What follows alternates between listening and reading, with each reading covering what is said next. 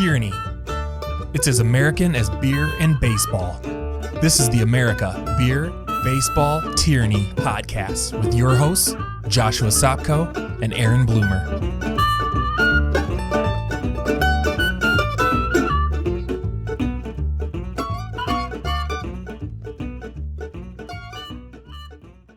All right, Josh.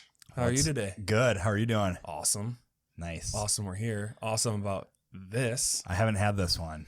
Severance is newer to Sioux Falls. Yeah. They're in Uptown, downtown. That's going to be the new name. Which is crazy. Anyway, that has nothing to do with the beer. The beer is great. It's a cool place, too. Yeah, it's super cool. So I had Josh pick up, the name of the beer is Love Notes. Weird name. Amazing beer. 6% alcohol. Ooh. It should be a good podcast episode. I hope so. They don't can as of yet. He looked at me really weird when I asked him for a 6-pack of individual cans. Because these are called crowlers. Crowlers, yep. I'm going to spill this everywhere. Because I said I want a 6-pack of it, and he looked at me funny. He says, "We don't do that here." And it's like, oh. It's like a hazy IPA, I think is like the technical term of it. It was the first one on the menu list. They've got a ton of beers on there. A lot of like kind of crazy ones. There's like a monster cookie I beer. heard that one's really good. I haven't been able to try that one, but I kind of like traditional beers, like not flavored or infused or fruit mango type of things. Yeah. Or cookie monsters. I just like a good, just normal. Because they did, like you said, they did have this Love Notes infused with something. Yeah, they had a sweet one too. So it was like a second rendition of it that he said was infused with mango and some other stuff. And I said, just give me the original. Let's go with that. Regular. But yeah, so we'll try it out. Well, let's talk about our love notes for term limits and age of candidates and that whole kind of conversation. I think this is going to be one where we actually for real disagree. Yeah, I think Maybe. so. I think we'll agree on certain things, but overall. So right now, should we get out of the way what the current term limits are? And we're talking federally. Yeah, so I didn't know where we were going to go with federally or state level because they both apply and they both give us unique circumstances. For sure. But just define term limits as to like what they are, right? Yeah. And so people know. So the term is how long a person is able to serve right in a specific office or for the government. Consecutively. So really though, if I'm not mistaken, there's only a limit for the president. Yeah. So the on the federal level, yeah. Yeah. So the 22nd Amendment says a person can only be elected president 2 times for a total of 8 years. There is a workaround on that, of course, of that if like the person takes over for somebody who dies. Okay. They can actually serve up to 10 years. Interesting. But no more than 10. There is no term limits on VPs, vice presidents. So unlimited 4-year terms. Right. So you could be a vice president forever. Yep. In theory. House of Representatives, unlimited 2-year terms. Yep. Senate, unlimited 6-year terms. Yep.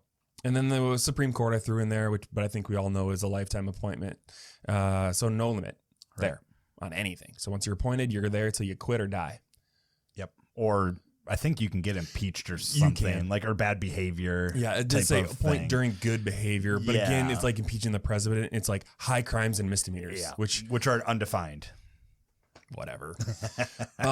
So I think, and correct me if I'm wrong, those terms are similar for like South Dakota and a majority of state positions. So South Dakota specifically has term limits on state senators and state House of Representatives. Okay. And there's 15, I think 15. I came across some contradicting different articles, and I didn't really dive into each state and like try and look up their constitutions specifically to see what their term limits is. So it's 15 states that I know of for sure have officially passed term limits for governors, gubernatorial appointments, state senate, state house of legislators, and things like that. So. Yeah.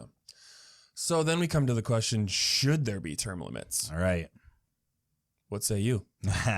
No. What say me? Yes.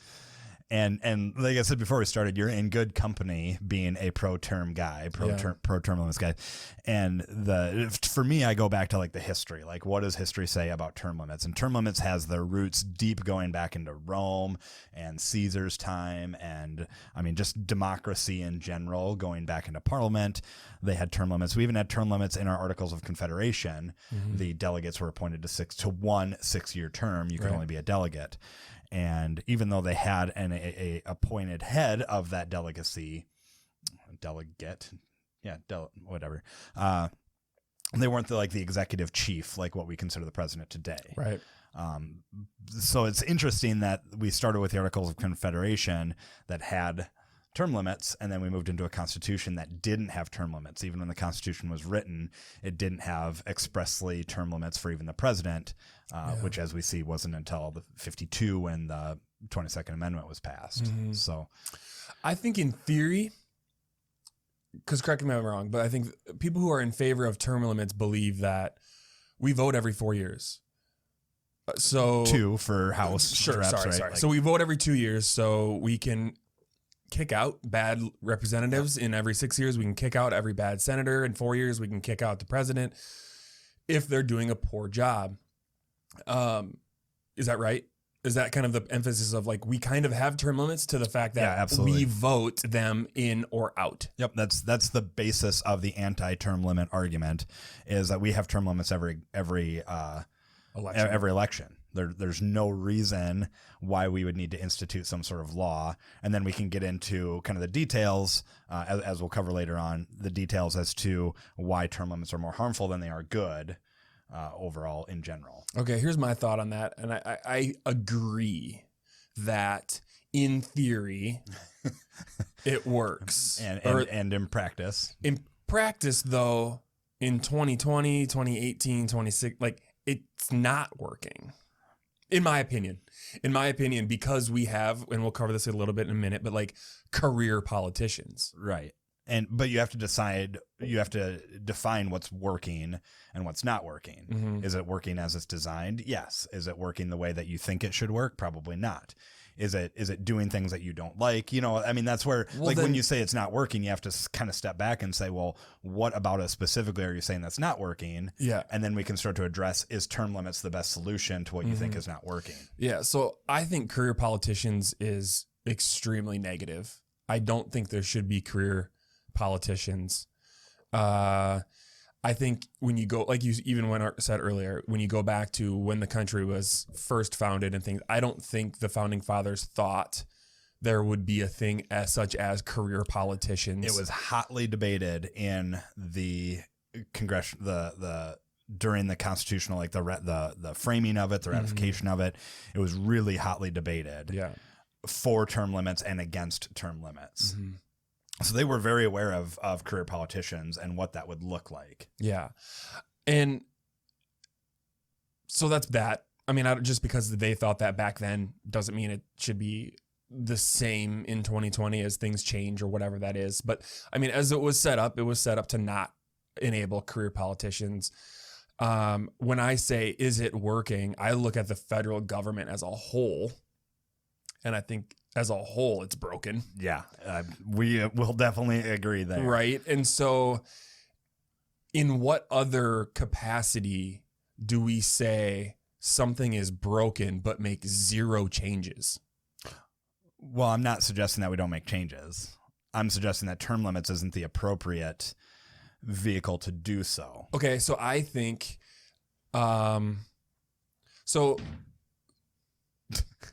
There's a bear outside the door. Let's try to edit that out. So my thing is, we have these career politicians, and let's get into some numbers here because I think it's interesting. Yeah, let's kind of start on that. So I looked it up on Wikipedia, and I'll link to it in our show notes. There's a list of longest serving senators and House of Representatives. it only goes back to people who have 36 years or more. 36 years in either the House or Senate. There's some going back and forth, right? Right. Take a stab over the history of our great nation. How many people, politicians, have 36 years or more of service? Gosh. Is it more than 100? A little bit more than 100. Wow. 113 Wow. politicians with 36 years or more. Longest combined service, John Dingell. I don't know. 59 years and 21 days. And then Robert Boyd, 57 years and 176 days. So how many people currently serving have over 37 years? Including the House. I'm going to say it can't be more than 75. It's a lot lower. Oh, okay. 14. 14. Oh, well, But Don Young has 46 years. Patrick Leahy, 45. Chuck Grassley, 45. Ed Markey, 43. Like, all people I've never heard exactly. Right? And so, here's one that you'll know. Chuck Schumer, 39. And I'm trying to go through and see, is it all Democrats? Is it all Republicans? And it's both. Like, there's not either way. So then I look at, we have, how many total House of Representatives are there? 435 plus, I think. 100 senators. So we've got, out of 535 people, 14 of them have been there over 37 years. Like, I feel like that's a lot. And when you look at, these are the people who are supposed to be making the decisions on our behalf. Yes. As the citizens of this great nation. They've effed everything up. These 14 people have? Along with everyone else. But don't you think, though, that's part of not being able to get new blood into the system. Yeah. Okay, in some of these people's lives, and this is maybe related, unrelated, and you could argue with me and I would not disagree at all. Most of these people were of teenage when racism was okay. I mean, 1950. Sure. Yeah. Yeah, they were probably, there's realistic possibility. Let's see, 40 years they've been legislating. So yeah, they were on the tail end of potentially legislating through the Civil Rights Act. Like, they were old enough to at least be of political mind. They were probably in college through the Civil Rights Act, and then moved into legislation, in the mid to late 60s. So they're very aware of what that movement looked like from a legislative and political standpoint. Yeah. I mean, Bernie has been, and so I looked up a couple of our current candidates and current people who are areas of power, I guess. But like, how long have they not been elected, but even like governors, even like things? Yeah. Bernie started his political career in 1964. Yeah. The guy's 56 years ago. The guy is old. Joe Biden, 73. 47 years ago. Nancy Pelosi, 33 years. Elizabeth Warren, 25 years. Chuck Schumer, 22 years. Like, what I do is I look at and I see all these people who have, I think even 20 years. Like, if we could go back and see how many people have been in for 20 years, that's a long time.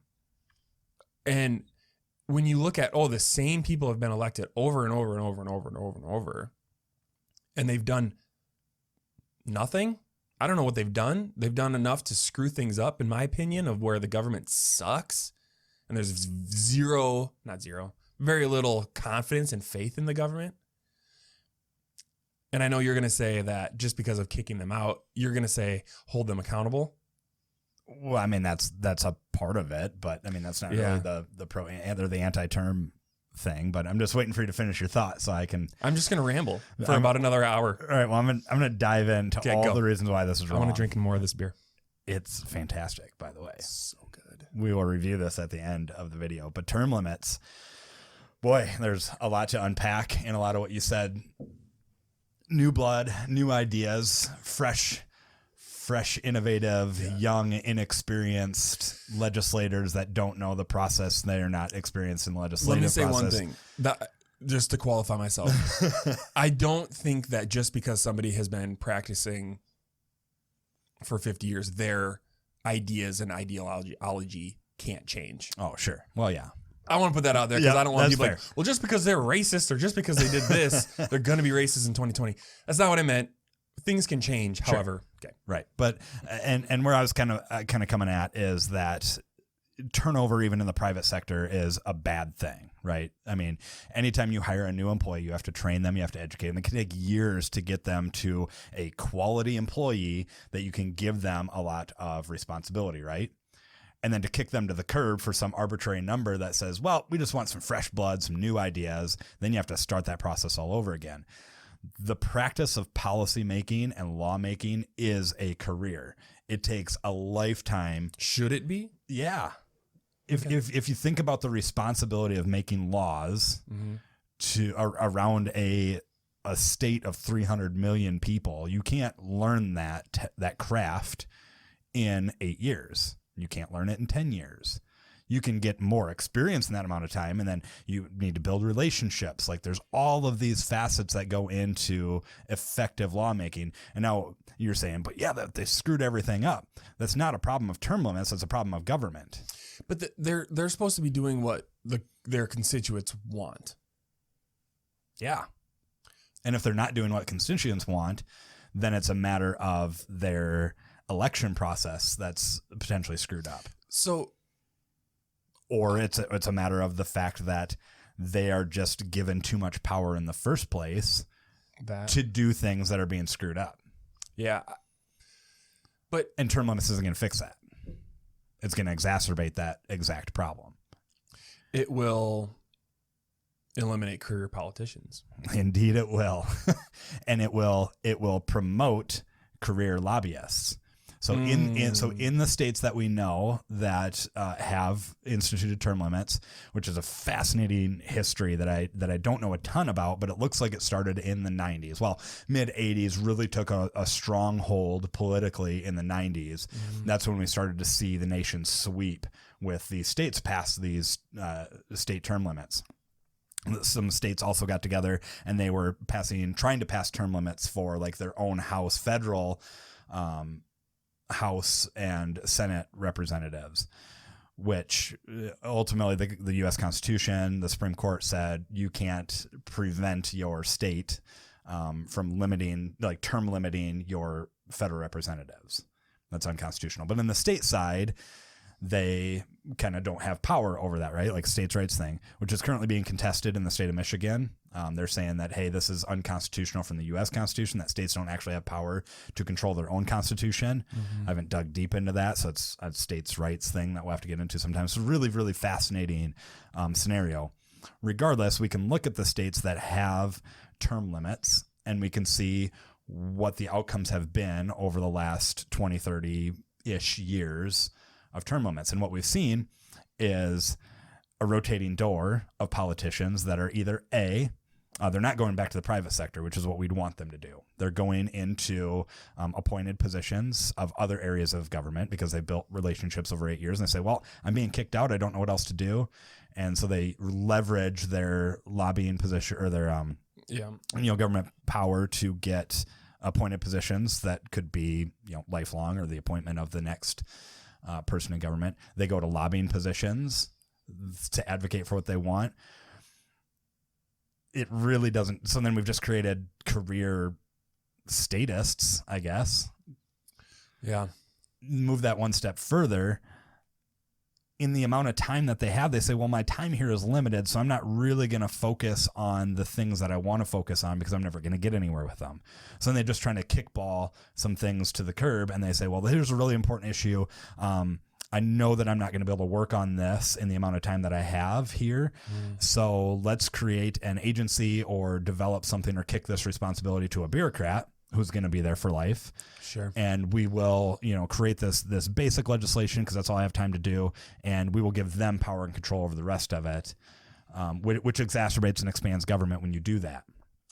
this is what term limits has shown to do in these states specifically. Increase that to the federal level, and we're just going to see more problems with that.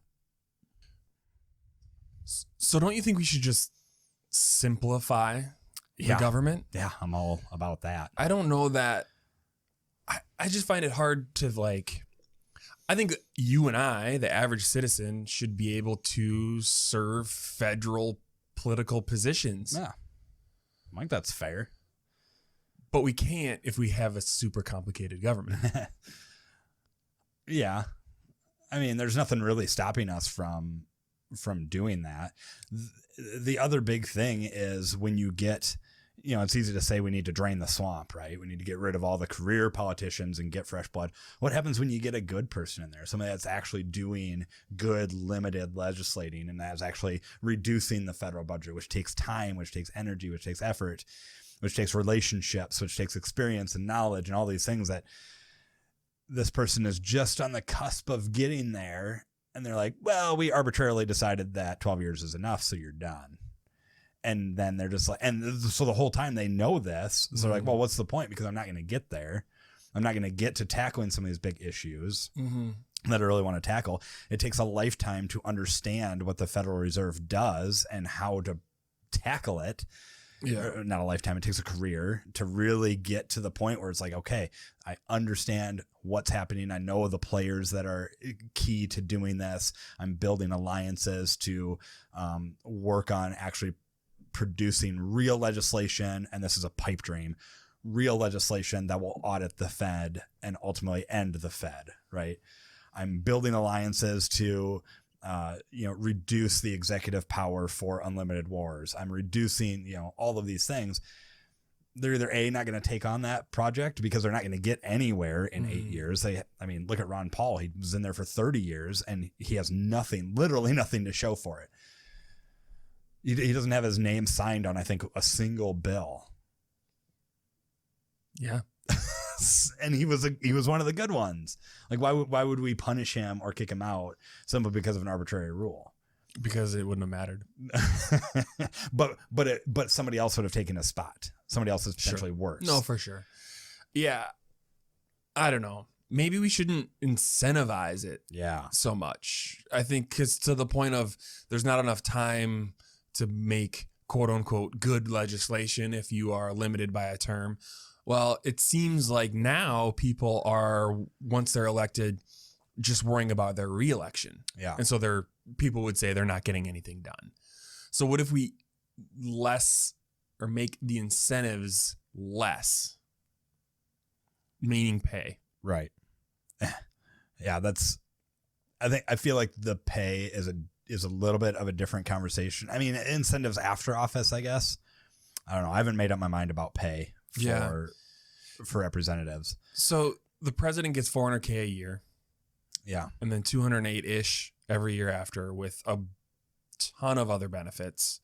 Including, but not limited to, free postage for life.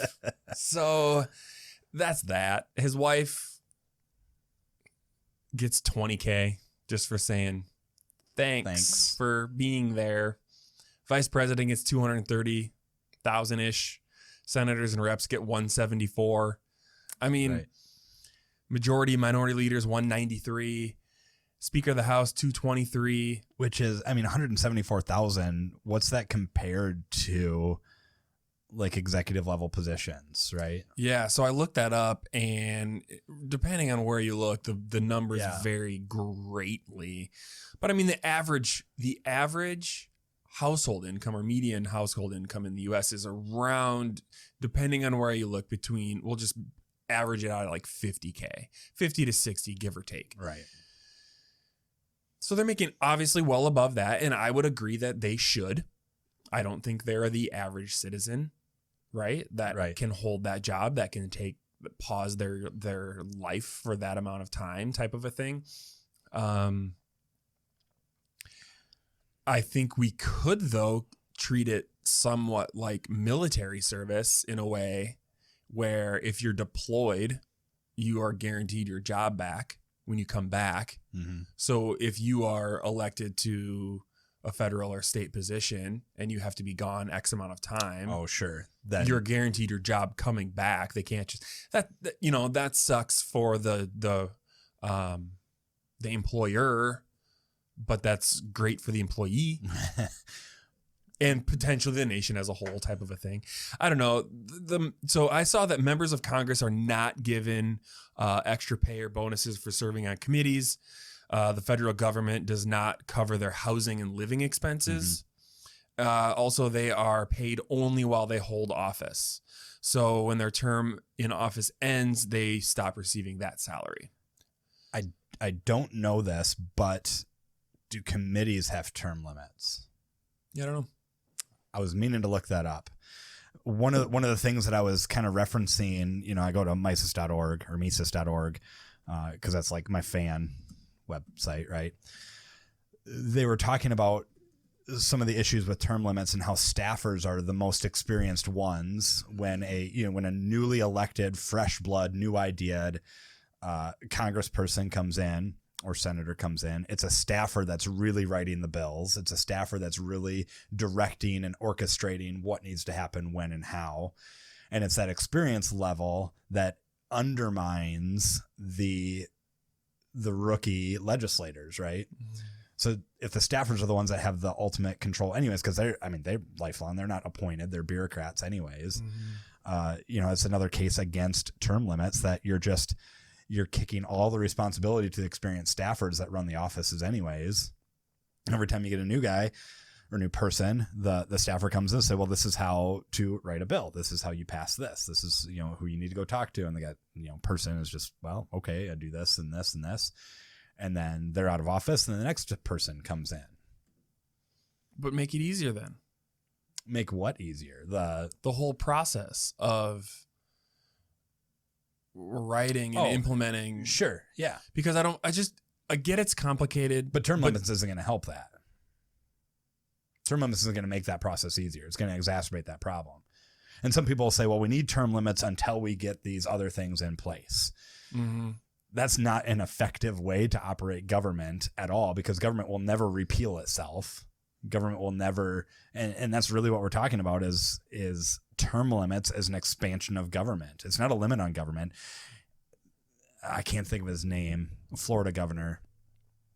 Anyways, he said that, his term limits was a big part of his platform. Like, I'm going to support. Yeah. No, not Rubio. Maybe Rick something. Santorum. Yeah. I think that was the guy. Anyways, I could be wrong. I'm probably wrong. Either way, I remember the quote more than the name. He said that term limits is essential to restoring the power back to the people. And I read that and I think, do you understand on a logical basis what you just said? You are going to limit options for people. Rick Santorum was in Pennsylvania. So it's not him. Not him. Probably wasn't even the Florida governor. But you're going to limit the options at the end of this person's term. You're going to say, a voter, you no longer have this person as an option, regardless of what you think about him or her. Yeah. And somehow that restores the rights and power back to the voter. It's completely backwards. I get it in theory. But it's not. That's practicality. In practice, that's not how it works. But it's pure logic. But from a standpoint of power to the voter, that is exactly how it works. Every time we go up to the ballot box, we have that power, and term limits uses government to restrict that power that we have. It restricts our options. You're saying, I really like Ron Paul. I'd really like to see him run for another time, but I can't because he can't even run. So the president should have no term limits? Right. I mean, Trump would love that. I don't know that he would, actually. He doesn't like being president, let's be honest. Anyway, I don't know. So the president shouldn't have term limits? They should be able to They didn't have term limits until 1952, and that was only because we saw FDR, Roosevelt, won 4 times in a row. And then people are like, oh, this is a good argument. And it makes sense that FDR would do that because he was kind of an authoritarian, crazy person who wanted to just control everything and dominate government. I mean, he's one of the worst presidents that we've had in history. I mean, he just destroyed and dismantled everything that we stand for as an American, just civilization, really. But he was a great hunter. Yeah. But that's what prompted people to say, oh, well, this is what Washington was talking about, or what, Ben Franklin and Thomas Jefferson. Washington wasn't, at least that I know of, somebody more historical would know better. He was neutral on the term limits standpoint, near as I can tell, basically. And the only reason why he only ran 2 terms is because he was tired after 8 years. Who? George Washington. He's the one that set the precedent. Well, because people died when they were 40. He's the one that set the precedent for just term limits in general. And Thomas Jefferson applied this to principle, and he was very clear and outspoken that nobody should hold the office for more than 2 consecutive terms. And that stood all the way up until FDR, until Franklin. Unwritten rules, basically. Unwritten rules as a principle. And that was only contested twice with Ulysses S. Grant in 1880, and then again with Teddy Roosevelt years later. And Teddy wasn't even really seeking a 3rd term. He just lost he didn't really want it, but his party encouraged him to run. And he just lost the nomination for his party. And that's the only reason why he didn't go up. Rick Scott, Florida governor. Yeah, that might have been, that sounds familiar. So, historically, we didn't have term limits for the president. There's no real reason to have them. True, but that was when I'm not going to say that. No, that people thought it was noble. Yeah, there was back then. People think the presidency is. I would say the general population thinks the presidency is not as a noble of a position as it was back then, which is equally a problem, that we shouldn't hold the presidency in such high regard. And that's another issue. Like if we're concerned about what the president's doing, if we're concerned about a president having 4 consecutive terms and doing all this harm, maybe we should peel back the power of the executive just a little bit. Maybe we should not allow so many executive powers that are unconstitutional. Maybe with a whiff of a pen, they can undermine everything that our country stands for. Maybe we should start with those types of things. Term limits doesn't do anything to limit that power. It just limits the amount of time they have to execute that power, which enforces and encourages them to be like, I only got a limited amount of time. Executive order. They just keep punching that pen and stamping that stamp, and you just see rubber stamp bills coming out from the bureaucrats. Term limits are bad. What about age limits? Related, unrelated. Take a little bit of a left turn. Yeah. But what about age limits? So let me go through a few ages. Donald Trump is 73 years old as of this recording. Born in 46. He holds the title for the oldest president on Inauguration Day. Really? At 70 years old, 70 years and 220 days. So your girl, Elizabeth Warren, who's now dropped out, but she's 70. Bloomberg, who also dropped out, is 78. Wow. Bernie is 78. Feel the burn. And Biden is 77. So if one of those two become president, they would be the oldest president ever. How old is Tulsi? Tulsi's still in. She's got a delegate. We'll talk about that later someday, how the Democrats have completely burned her. The first thing, Tulsi Gabbard's still running. She's 38. She's 38. Anyway. Pete Buttigieg, 38. That was a side tangent just because I was curious how old she was. Yeah. So, man, I think people who are 70 years old should have to retest to drive every year because they suck at driving. We're going to let them run the country? Yeah, that should really be up to the voters.